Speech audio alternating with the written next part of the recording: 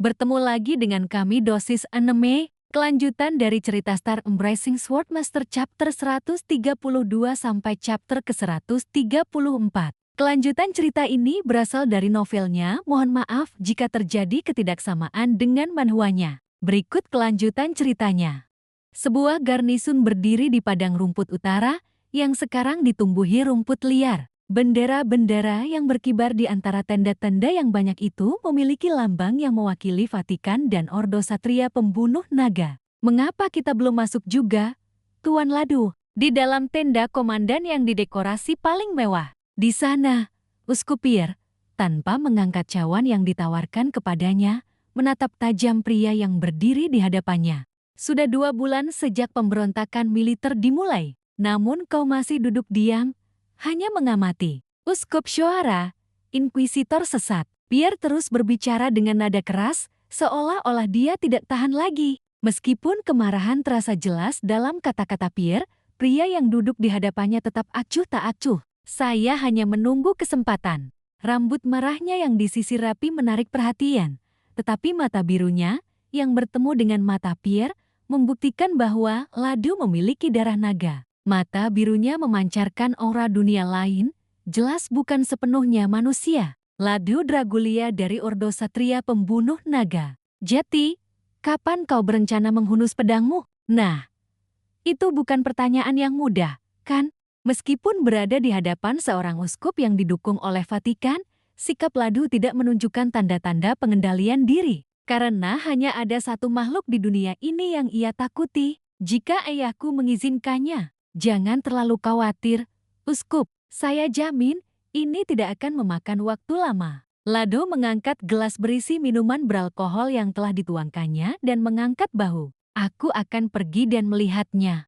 Pada akhirnya, Uskup Pierre tidak punya pilihan selain keluar dari tanda, bibirnya terkatup rapat karena frustrasi. Bendera-bendera yang dikibarkan atas nama Tuhan pada akhirnya adalah masalah yang harus diselesaikan dengan pedang manusia, dan tidak ada tindakan militer yang dapat dilakukan tanpa izin Ladu. Alasan pembenarannya telah hilang, dan pedang itu sebenarnya tidak pernah benar-benar menjadi miliknya sejak awal. Pierre tahu mengapa mereka begitu diam. Mereka mungkin ingin mengendalikan pihak utara. Pasukan pusat, yang akhirnya dimobilisasi, kini telah bercokol kuat di jantung wilayah utara, menggunakan keberadaan makhluk jahat sebagai pembenaran. Kekuatan yang dipacu oleh Duk Darah Naga saat ini sedang menekan pergerakan Duk Besi dan Aliansi Utara. Kuharap belum terlambat. Duk Darah Naga. Pierre hanya bisa berharap belum terlambat saat menghadapi garnisun Baron Uthman. Di tengah kesunyian mencekam desa yang tampaknya ditinggalkan itu, hanya barang-barang rumah tangga yang terlupakan tergeletak berserakan di sekitarnya. Bu, pastikan Meri bersikap baik dan tetap waspada saat ibu sampai di sana. Di tengah kerumunan yang perlahan bubar, God menggenggam erat tangan ibunya, memohon dengan sungguh-sungguh. Para penduduk desa mulai meninggalkan desa Wisteria. Di depan mereka, kepala desa berteriak panik, mendesak mereka untuk tidak pergi, tetapi tidak seorang pun mengindahkan seruannya. Jaga baik-baik uang yang kuberikan padamu. Kirim surat ke Shoara segera setelah kau tiba. Setidaknya kita bisa saling berhubungan di sana. Kamu juga harus berhati-hati, kakak. Saat mengirim keluarganya ke jalan pengungsian yang berbahaya, God merasa jantungnya hampir meledak. Vlad, yang sedang mengamati kejadian itu dengan tenang, menggaruk kepalanya dan mengerutkan kening. Hei, God, hei, apa kau tidak mendengarku? Kenapa, Kapten? Entah mengapa. Ekspresi Vlad tampak garang. Kamu juga akan pergi. Karena mereka berdua toh akan kembali ke Shoara. God berasumsi bimbingannya tidak lagi dibutuhkan. Ini liburan. Aku akan memberimu liburan yang panjang. Sebaliknya, itu adalah cuti tanpa bayaran. Kapten, apakah saya akan dipecat? Ini cuma liburan. Sialan. Terima kasih, Kapten. Momen perpisahan akan lebih baik jika lebih singkat. Tetapi God tidak bisa dengan mudah meninggalkan tugasnya. Aku akan membawa ibuku ke tempat yang aman dan segera kembali. Apakah tempat duduk Anda masih tersedia sampai saat itu? Kau tidak begitu pantas menerima kapal seperti Harven. Ya, cepatlah. Meskipun dia mengatakan akan segera kembali, perpisahan ini akan memakan waktu setidaknya beberapa bulan. Mungkin mereka tidak akan bertemu lagi. Sejujurnya, sup kentangnya tidak enak. Saat melihat Gun pergi, Flat akhirnya mengucapkan kata yang sebelumnya tidak bisa dia ucapkan. Rasanya seperti masakan ibu, tapi rasanya tidak enak. Mata birunya, yang terlindungi dari sinar matahari oleh tangannya, tampak dingin saat ia memperhatikan orang-orang yang pergi, tetapi kehangatan yang terkandung di dalamnya tampak sehangat biasanya. Stefan menggigil dan mendekat ke Flat, tetapi kata-katanya seolah tak berdaya di bawah tatapan tajam Noir. Tampaknya Flat bukan satu-satunya yang merasa sedih karena berpisah dengan God. Ke utara, apakah kita punya waktu sekitar seminggu lagi sampai Syuara? Stefan dan para tentara bayaran Sornwood. Saat ini, mereka tertinggal di belakang Flat. Stefan hanya menertawakan komentar-komentar menggoda Flat. Jika memungkinkan, harus memenangkan hati satria muda ini. Melakukan hal ini saja seharusnya sudah cukup untuk mendapatkan penerimaan. Nada suaranya tajam, sikapnya dingin. Namun, sikapnya terhadap pengawalnya hangat, menunjukkan bahwa ia memiliki karakter yang baik meskipun kepribadiannya kasar. Dari pertemuan mereka di hutan Dobrehti hingga sampai di desa Wisteria, Stefan selalu berada di sisi Flat dalam suka dan duka. Jelas terlihat bahwa pemuda ini akan tumbuh menjadi seseorang yang penting. Tunggu. Ya, suara yang terbawa angin. Pendengaran Flat yang tajam mulai menangkap sesuatu. Suara-suara mendekat dari kejauhan. Seseorang sedang datang. Flat dengan tenang meletakkan tangannya di gagang pedangnya. Bersiaplah. Mengikuti isyaratnya, para tentara bayaran Sornwood dengan cepat mengepung Stefan dan Flat yang sedang menunggang kuda. Flat sempat terkejut dengan respons mereka yang efisien. Aku bisa melihatnya. Di kejauhan, sosok-sosok pria yang mendekat mulai terlihat. Sepertinya ada sekitar 20 orang. Berhenti, perkenalkan diri kalian. Pria-pria berkerudung hitam mendekat dengan percaya diri seolah-olah mereka tidak menyembunyikan apapun. Meskipun mereka menyamar sebagai orang biasa, Flat dapat merasakan energi yang tidak biasa terpancar dari mereka. Sekarang kamu tampak lebih bersemangat. Kamu sudah banyak berubah. Kamu sangat berbeda dari dulu. Apakah kamu mengenalku? Siapa kau sebenarnya? Jawab saja pertanyaannya. Meskipun Flat tampak tegang, pria itu tetap tenang, diam-diam merogoh sakunya sampai ia mengeluarkan selembar kertas kaku dengan segel yang familiar.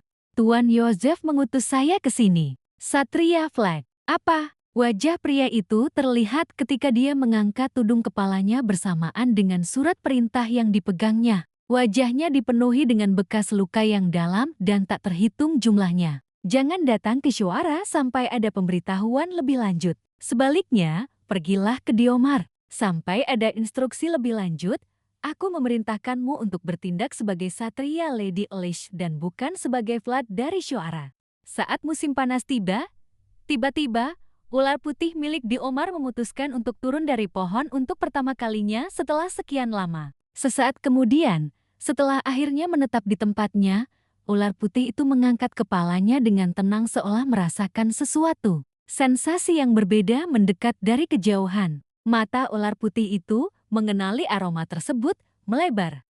Ular putih itu berdiri tegak seolah tak percaya dan memandang lebih jauh ke kejauhan. Melalui tatapan ular putih yang melebar, sosok pria yang tak dikenal dari kejauhan mulai muncul. Seorang satria berambut pirang mendekat langsung dari jauh di luar wilayah tersebut, membawa beban napas anak-anak kecil yang berat di pedangnya yang dibuat dengan sangat teliti. Anak-anak yang pernah menaiki pedang satria itu berbisik-bisik sesuatu. Kemungkinan adanya pohon dunia belum sirna.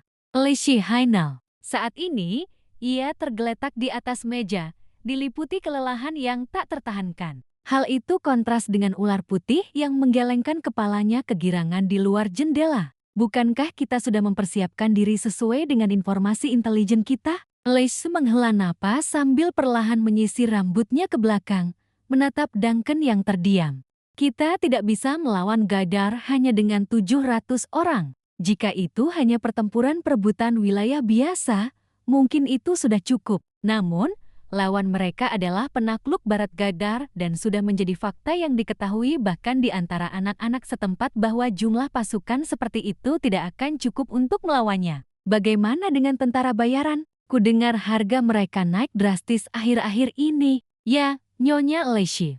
Kata-kata Leish terhenti disertai desahan berat. Bukan hanya kita, tetapi tanda-tanda perang terlihat di mana-mana. Itulah sebabnya harga tentara bayaran naik secara signifikan. Niat Gagar sudah jelas, dan sekarang tidak ada cara untuk menghindarinya. Saya telah bertemu dengan beberapa pemimpin tentara bayaran terkenal, tetapi tampaknya mereka semua ragu untuk berpihak kepada kami. Kurasa begitu.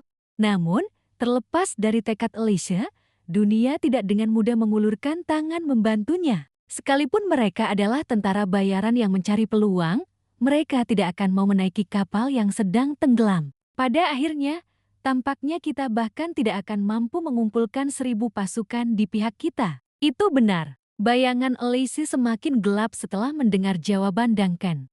Menurut informasi yang dikirim oleh Joseph, Gaidar bergerak ke utara bersama keluarga-keluarga sekutu, mengumpulkan kekuatan sekitar 5.000 tentara secara total. Dengan hanya 700 tentara yang dimilikinya, pasukannya sendiri akan sangat tidak memadai. Tapi mereka tidak akan menyerang kita semua sekaligus, kan? Karena mereka tidak punya alasan untuk menyerang kita. Benar sekali. Kami tidak hanya tidak akan berdiam diri di tengah, tetapi kami juga memiliki sekutu bernama Bayazid.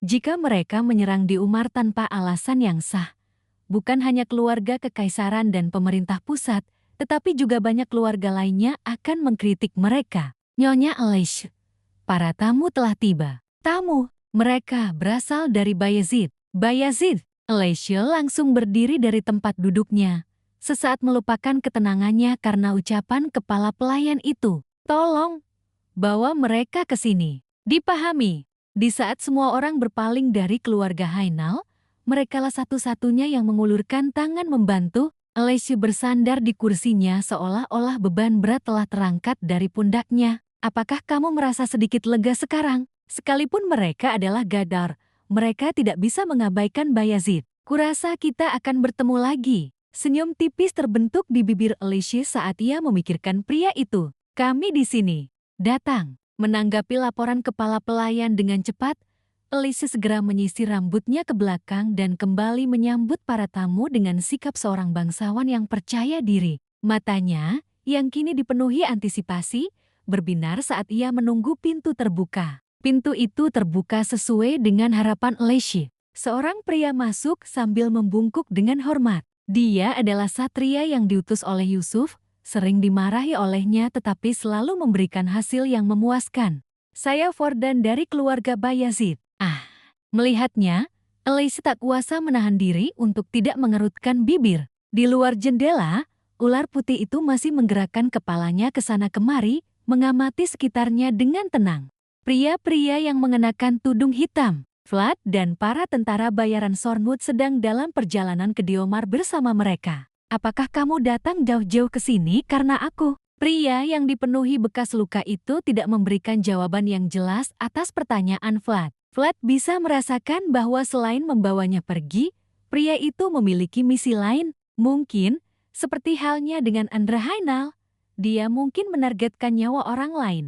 Tapi aku harus memanggilmu apa? Senior, Vlad tidak mengetahui identitasnya dan dia tidak mengetahui niatnya. Agak rumit bagimu untuk memanggilku senior. Lebih baik kau berpura-pura tidak mengenalku. Mengapa demikian? Karena tidak ada manfaat apapun bagi kita berdua jika kita saling mengenal. Vlad memahami peringatan itu dan mengangguk pelan. Panggil saja aku dengan namaku. Siapa namamu? Pria itu, yang terdiam sejenak menanggapi pertanyaan Vlad, akhirnya membuka mulutnya seolah-olah ia telah memikirkan sesuatu. Baiklah, kita pakai nama Marcus. Mulai sekarang, panggil saja aku Marcus. Sampai barusan, kau sepertinya mengisyaratkan bahwa kau bukan Marcus. Pasukan bayaran Sornwood bukanlah pilihan yang buruk. Mereka memiliki keterampilan, dan yang terpenting, mereka memiliki tingkat penyelesaian misi yang baik. Benarkah begitu? Vlad mengangguk sambil mendengarkan kata-kata Marcus. Para satria memiliki kehormatan, tentara bayaran memiliki kepercayaan. Inilah kebajikan utama yang membuktikan nilai mereka di bidang masing-masing, dan Stefan membuktikan kepercayaannya melalui tingkat penyelesaian misinya yang tinggi. Tentara bayaran terkenal karena melarikan diri pada tanda-tanda bahaya sekecil apapun. Namun, Pasukan bayaran Sornwood tidak melarikan diri bahkan selama pertemuan mereka dengan August. Pasti ada alasan mengapa seseorang dengan keahlian seperti mereka masih berkeliaran tanpa tujuan. Jadi begitu, setelah sepenuhnya memahami kata-kata Marcus, Vlad, mantan anak jalanan yang cerdas, menoleh untuk melihat Stefan yang mengikutinya dari belakang. Stefan, yang kebetulan sedang menatapnya, dengan cepat tersenyum dan mengedipkan mata saat mata mereka bertemu. Ini bukan pertama kalinya dia melihat akting yang begitu terampil dengan satu mata tersenyum sementara mata lainnya tetap netral. Saat Vlad dan Stefan terlibat dalam adu pandang yang tak berarti, seekor gagak mulai berputar-putar di atas kepala Vlad. Burung gagak itu, yang tadinya berputar-putar di langit, mendarat di lengan bawah Marcus saat ia mengulurkannya, pemandangan yang sudah biasa dilihatnya. Bahkan kotak surat yang diikatkan ke pergelangan kakinya pun dicat hitam pekat, seolah-olah tidak ada yang akan mengenali bahwa gagak ini sedang menyampaikan pesan. Vlad memandang gagak itu dengan rasa ingin tahu, tetapi Marcus yang menerima kabar yang dibawa oleh gagak itu menunjukkan ekspresi yang semakin keras. Mari kita berpisah di sini. Apa? Marcus dan kelompoknya lah yang mengatakan bahwa mereka akan pergi ke Diomar bersama-sama. Namun kini, seolah-olah mereka terburu-buru untuk mengantarkan sesuatu, mereka menolak untuk pergi. Dipahami, Vlad mengangguk, melihat tatapan tajam yang diarahkan Marcus kepadanya. Cepatlah pergi ke Diomar, Satria Lady Aleshi, karena dia sangat membutuhkanmu. Tidak boleh terlambat. Jeti, pergilah dengan cepat dan laksanakan tugasmu. Sebelum langit kekaisaran yang runtuh menimpanya.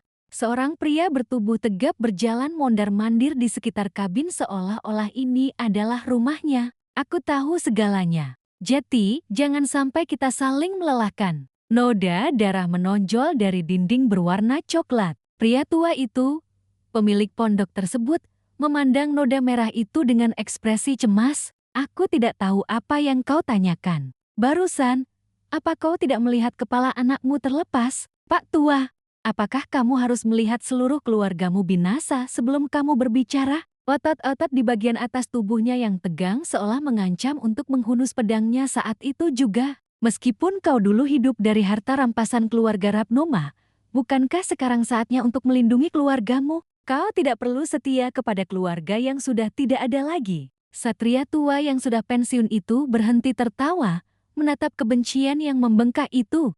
Pria tua dari keluarga Rapnoma, yang berusaha menghabiskan sisa hidupnya dengan tenang di rumah besarnya, membuka mulutnya dengan senyum pahit. Siapa di antara penduduk barat yang akan mempercayai perkataan anjing naga? Orang tua. Setelah mendengar kata-kata lelaki tua itu, Stephen mengangkat kepalanya dan menutup matanya, tak mampu menahan amarahnya yang meluap.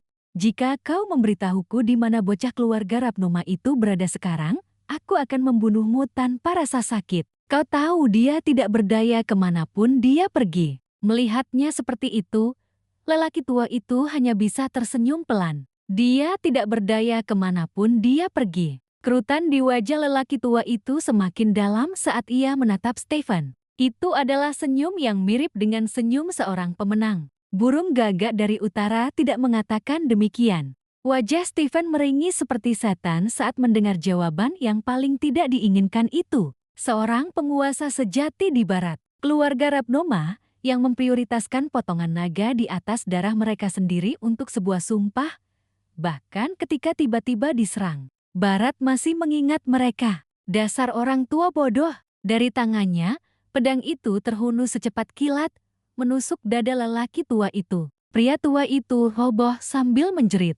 Namun, mungkin alasan dia masih bisa tersenyum adalah kebanggaan sang satria, karena telah menyelesaikan misinya hingga akhir. Bakar semuanya sampai hangus. Saat Stephen berteriak histeris, api mulai melahap kabin tersebut. Brengsek, seorang perampas kekuasaan yang tidak berdasar dan hina. Mengingat julukan-julukan gadar yang masih berkeliaran di barat, Stephen berjuang untuk menekan amarahnya.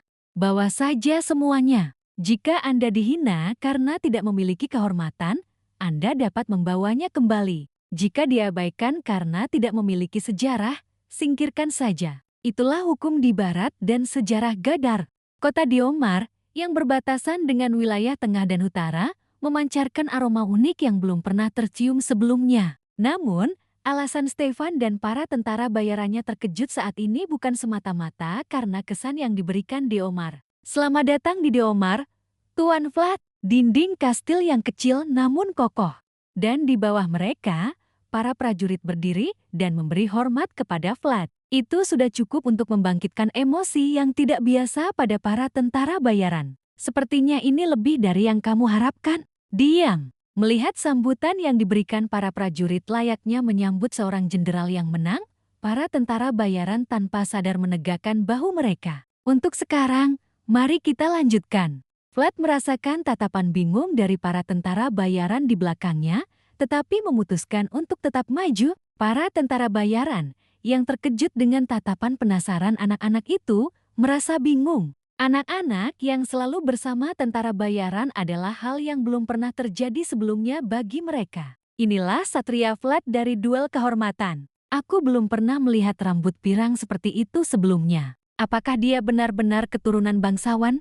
Para tentara bayaran mendengarkan celoteh anak-anak, lalu kembali menatap Vlad. Anak-anak sepertinya sangat menyukai Anda, Pak. Dulu tidak selalu seperti ini. Mendengar pertanyaan Stefan, Vlad menghela napas, tampak agak malu. Semakin jauh kita pergi, semakin seperti ini keadaannya. Perlahan-lahan, kabar tentang tokoh suci dari utara, Vlad dari Shuara, menyebar.